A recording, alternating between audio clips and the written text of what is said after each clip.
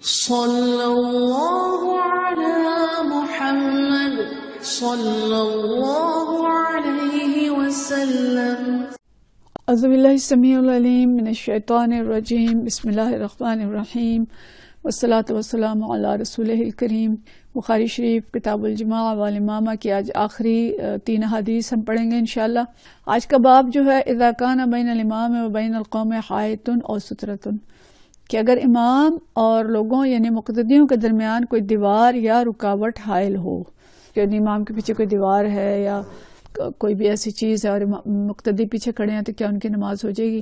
وقال الحسن، اور حسن بصری فرماتے ہیں لا باس ان تصلی وبینک وبینہ نہر، کہ کوئی مذائقہ نہیں ہے کہ تم اس حال میں نماز پڑھو کہ تمہارے اور امام کے درمیان ایک نہر حائل ہو۔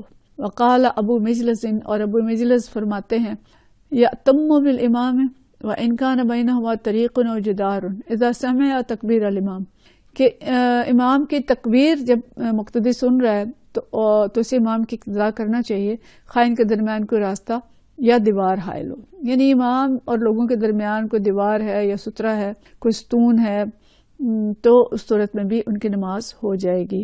مقصد یہ ہے کہ اقتداء کی صحت کے لیے ضروری نہیں ہے کہ ایک ہی کمرہ ہو اور اسی میں نماز ہو رہی ہو۔ کچھ چھوٹی سی اگر دیوار ہے، کچھ چھوٹی سی اوٹ ہے تو اس کے پیچھے لوگ کھڑے ہیں تو اس میں بھی ان کی جماعت ہو سکتی ہے، جیسا کہ ہم حرم شریف میں دیکھتے ہیں کہ عام دنوں میں تو اتنا رش نہیں ہوتا، لیکن جمعے کا دن ہے یا حج اور رمضان کے موقع پہ دور دور تک سپیکر لگے ہوتے ہیں اور لوگ جو ہیں وہ بلڈنگز کے پیچھے بھی نمازیں پڑھ رہے ہوتے ہیں، تو اس میں یہ ہے کہ چونکہ وہاں پہ نیت بھی یہ ہوتی ہے اور دور دور تک سپیکر بھی لگے ہوتے ہیں جہاں آواز بھی جاری ہوتی ہے، تو ایسی صورت میں نماز ہو سکتی ہے۔ لیکن یہ نہیں کہ امام کی یعنی جماعت کا پتہ نہیں چل رہا، اس وہاں تو یہ صورت ہوتی ہے نا کہ آگے لوگ کھڑے ہیں، ان کے پیچھے سب ایک دوسرے کو نظر آ رہے ہوتے ہیں، یعنی ایک تسلسل ہوتا ہے اس جماعت کے اندر، چاہے درمیان میں کوئی چھوٹی دیوار آ گئی یا چھوٹی سڑک آ گئی، لیکن پھر بھی اگلے نمازی جو ہیں وہ نظر آ رہے ہوتے ہیں۔ تو یہ شرط ہے کہ اگلے نمازی جو ہیں وہ نظر آ رہے ہوں اور امام کی تکبیر سنائی دے رہی ہو، اتنا دور مکان نہ ہو کہ امام بھی نظر نہیں آ رہا اور مقتدی بھی نظر نہیں آ رہے اور دور کہیں سے آواز آ رہی ہے اور یہ سوچے کہ نماز ہو جائے گی، تو وہ صورت ٹھیک نہیں ہے۔ لیکن چھوٹی دیوار، چھوٹی آڑ، چھوٹی کوئی نہر اور امام کے جو انتقالات ہیں وہ نظر آ رہے ہیں اور امام کی تکبیر سنی جا رہی ہے تو صورت میں نماز ہو سکتی ہے۔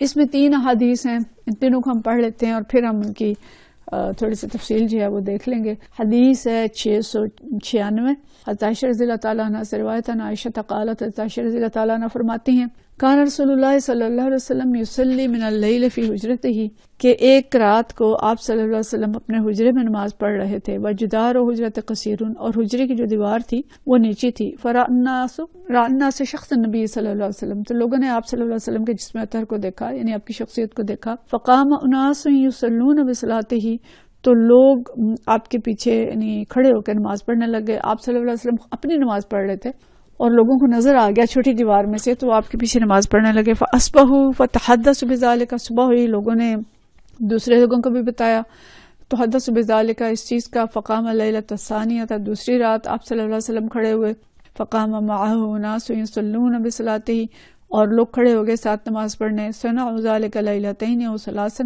تو یہ کام لوگوں نے 2 راتیں یا 3 راتیں کیا۔ حتی اذا کان بعد ذلک، یہاں تک کہ اس کے بعد جلس رسول اللہ صلی اللہ علیہ وسلم فلم یخرج، آپ صلی اللہ علیہ وسلم بیٹھ کے اور آپ نہیں نکلے، یعنی آپ اس رات قیام کے لیے کھڑے نہیں ہوئے اور بیٹھے رہے تاکہ لوگوں کو نظر نہ آئے۔ فلما اصبح، جب صبح ہوئی، ذکر ذلک الناس، لوگوں نے اس کا ذکر کیا کہ آج نبی کریم صلی اللہ علیہ وسلم جو ہیں وہ نماز کے لیے کھڑے نہیں ہوئے۔ فقال، تو آپ صلی اللہ علیہ وسلم نے فرمایا انی خشیت ان تکتب علیکم صلاۃ اللیل، کہ مجھے ڈر ہوا کہ کہیں رات کا قیام تم لوگوں پر فرض نہ ہو جائے۔ اگلی 2 حدیث پہ پڑھ لیں پھر ہم اس کی دیکھتے ہیں تفصیل۔ اگلا باب انہوں نے لگایا صلاۃ اللیل، رات کی نماز کا بیان، اور حدیث ہے 697، اور یہ حدیث حضرت عائشہ رضی اللہ تعالیٰ عنہ ہی سے روایت ہے، عائشہ رضی اللہ تعالیٰ عنہ ان النبی صلی اللہ علیہ وسلم کان لہ حصیر، نبی کریم صلی اللہ علیہ وسلم کے پاس ایک چٹائی تھی، یبسطہ بالنہار وَيَحْتَجِرُهُ بِاللَّيْلِ، دن کو آپ صلی اللہ علیہ وسلم اس کو بچھا لیتے تھے اور رات کو اس کی اوٹ بنا لیتے تھے، یعنی اس کو کھڑا کر لیتے تھے۔ فَصَابَ إِلَيْهِ النَّاسُ، تو لوگ جمع ہو گئے، فَصَلُّوا وَرَاءَهُ، کہ چٹائی کی اوٹ میں آپ کھڑے نماز پڑھ رہے تھے، لوگوں کو نظر آ گیا تو لوگ آپ کے پاس جمع ہو گئے اور آپ کے پیچھے نماز پڑھنے لگ گئے۔ یہی حدیث تھوڑی تفصیل کے ساتھ آگے 698 ہے. حضرت زید بن ثابت رضی اللہ تعالیٰ عنہ سے روایت ہے ان رسول اللہ صلی اللہ علیہ وسلم اتخذ حجرتاً کہ نبی کریم صلی اللہ علیہ وسلم نے رمضان مبارک میں ایک حجرہ بنا لیا تھا. قال حسبت انه قال من حسیر فی رمضان. اور بصر بن سعید رضی اللہ تعالیٰ عنہ بیان کرتے ہیں کہ میرا خیال ہے کہ یہ جو حجرہ تھا یہ چٹائی کا حجرہ تھا. فصلی فیہا لیالی. اور اس حجرے میں آپ صلی اللہ علیہ وسلم نے چند راتیں نماز پڑھی. فصلی بصلاۃہ ناس من اصحابہ. تو آپ صلی اللہ علیہ وسلم کے ساتھ صحابہ نے کچھ لوگوں نے آپ کے پیچھے نماز پڑھی. فلما علم بہم جعل یقعد. جب آپ صلی اللہ علیہ وسلم کو اس چیز کا پتہ چلا تو آپ بیٹھ گئے, آپ نہیں کھڑے نہیں ہوئے نماز کے لیے. فخرج علیہم. پھر آپ صلی اللہ علیہ وسلم باہر تشریف لائے. فقال قد عرفت الذی رأیت من صنعکم. کہ میں نے دیکھا ہے کہ تم لوگ کیا کرتے ہو, مجھے پتہ چل گیا تھا کہ تم لوگ میرے پیچھے نماز پڑھ رہے ہو. فصلوا ایھا الناس فی بیوتکم. تو لوگوں اپنے گھروں میں نماز پڑھو. فإن افضل الصلاۃ صلاۃ المرء فی بیتہ الا مکتوبۃ. تو فرض نماز کے علاوہ جو نمازیں ہیں وہ گھر میں پڑھا کرو, اور افضل نماز نوافل میں وہ ہے جو گھر میں پڑھی جائے. اور اسی کے آگے ایک اور روایت ترک جو بیان کی ہے. قال عفان حدثنا وهيب حدثنا موسى سمعت ابا النضر عن بصر عن زید عن النبي صلی اللہ علیہ وسلم. کہ حضرت وہیب بن نبی بیان کی, وہ کہتے ہیں ہم سے موسیٰ بن عقبہ نے بیان کیا, وہ کہتے ہیں ابو نضر سے سنا, وہ بصر سے روایت کرتے ہیں, اور زید سے نبی کریم صلی اللہ علیہ وسلم سے روایت کرتے ہیں. اب یہ تینوں جو حدیث ہم نے پڑھی ہیں اس میں ایک تو باب یہ تھا کہ اگر درمیان میں کوئی اوٹ یا دیوار حائل ہے تو نماز جو ہے پڑھی جا سکتی ہے. تو یہ اوٹ جو نبی کریم صلی اللہ علیہ وسلم نے بنائی تھی یہ چٹائیوں کی بنائی تھی, اور یہ تذکرہ ہے قیام اللیل کا, رمضان کا, کہ رمضان میں آپ صلی اللہ علیہ وسلم نے اعتکاف کیا, اور اعتکاف میں آپ صلی اللہ علیہ وسلم نے اپنے ارد گرد چٹائیاں جو ہیں وہ کناتوں کی طرح کھڑی کی ہوئی تھیں. یہ حجرہ حضرت عائشہ رضی اللہ تعالیٰ عنہ کا نہیں تھا, ذرا وہ تو دیوار تھی, چھت تھا, بند تھا, وہ تو نہیں نظر آتا تھا. تو یہ چھوٹا سا حجرہ سا آپ نے چٹائیاں کھڑی کر کے بنا لیا تھا, اور اس کے اندر آپ نماز پڑھ رہے تھے. اور چٹائی مختصر تھی, اور نبی کریم صلی اللہ علیہ وسلم کا جو سر مبارک تھا وہ دیکھا جا سکتا تھا. تو لوگوں نے آپ صلی اللہ علیہ وسلم کو نماز پڑھتے دیکھا تو آپ پیچھے آ کے نماز پڑھنے لگے. ایک دن کچھ لوگ, دوسرے دن اور آ گئے, تیسرے دن اور آ گئے, اور پھر آپ صلی اللہ علیہ وسلم جو ہیں آپ بیٹھ گئے اور آپ نماز کے لیے نہیں نکلے. یہاں تک آتا ہے کہ لوگ کھانستے رہے, کنکریاں چٹائیوں پر مارتے رہے, لیکن آپ صلی اللہ علیہ وسلم نہیں نکلے. تو یہاں پہ جب امام بخاری نے باب لگایا کہ امام کے لیے مقتدیوں کی امامت کی نیت بھی ضروری نہیں, کیونکہ آپ صلی اللہ علیہ وسلم تو اپنی نماز پڑھ رہے تھے, امام کو نہ بھی پتا ہو تو اس کے پیچھے لوگ نماز پڑھ رہے ہیں تو ان کی نماز درست ہوگی. اور نوافل کی ادائیگی, اذان تو نہیں تھی نوافل کی, اس کے بغیر دعوت کی ہو سکتی ہے, ورنہ نوافل کے لیے اعلان کر کے اور باجماعت نماز جو ہے نبی کریم صلی اللہ علیہ وسلم نے نہیں پڑھائی. اور چٹائی درمیان میں حائل تھی, اس کے باوجود جو ہے وہ نماز ہو گئی, یعنی اس نماز سے ایسا نہیں ہوا کہ نماز نہیں ہوئی. پھر اس کے بعد ہم دیکھتے ہیں کہ اسی کو امام بخاری قیام اللیل میں لائے کہ نبی کریم صلی اللہ علیہ وسلم قیام اللیل کرتے تھے, اور یہ رمضان کا قیام اللیل تھا. اور علماء نے صحیح سمجھا ہے کہ یہ تراویح تھی, اور تراویح آپ صلی اللہ علیہ وسلم خود پڑھ رہے تھے, لیکن آپ نے اس کی جماعت نہیں کرائی تھی. تو خود سے جب لوگ پڑھنے لگ گئے تو تیسرے دن یا چوتھے دن آپ صلی اللہ علیہ وسلم نے اس سے منع فرمایا کہ ایسا نہ ہو کہ تم پہ فرض ہو جائے. تو قیام اللیل جو ہے وہ فرض نہیں ہے, نبی کریم صلی اللہ علیہ وسلم پر تو فرض تھا لیکن امتیوں پر فرض نہیں ہے, اور امتیوں کے لیے نفل ہے کہ آسانی سے جتنے پڑھ سکیں وہ پڑھ لیں. اور نبی کریم صلی اللہ علیہ وسلم نے کتنی رکعتیں پڑھی ہیں اس کی بہت زیادہ تفصیل نہیں ملتی, لیکن حضرت عمر رضی اللہ تعالیٰ عنہ سے لگ کے حضرت علی تک تمام خلفائے راشدین جو ہیں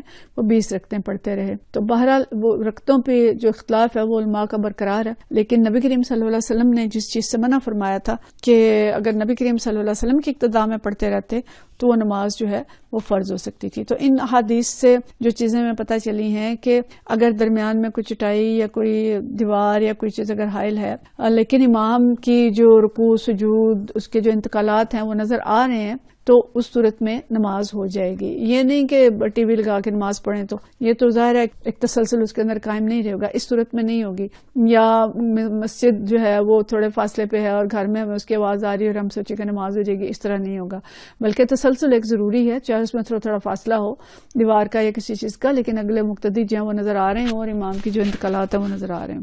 ٹھیک ہے. اس کے بعد یہ کہ نفل نماز گھر میں ادا کرنا افضل ہے کہ تاکہ گھر کے اندر برکت ہو, گھر سے شیاطین بھی بھاگتے ہیں، اہل خانہ کے اندر بھی نماز کا شوق پیدا ہوتا ہے اور اہل خانہ کو بھی درست نماز پڑھنے کا طریقہ پتہ چلتا ہے۔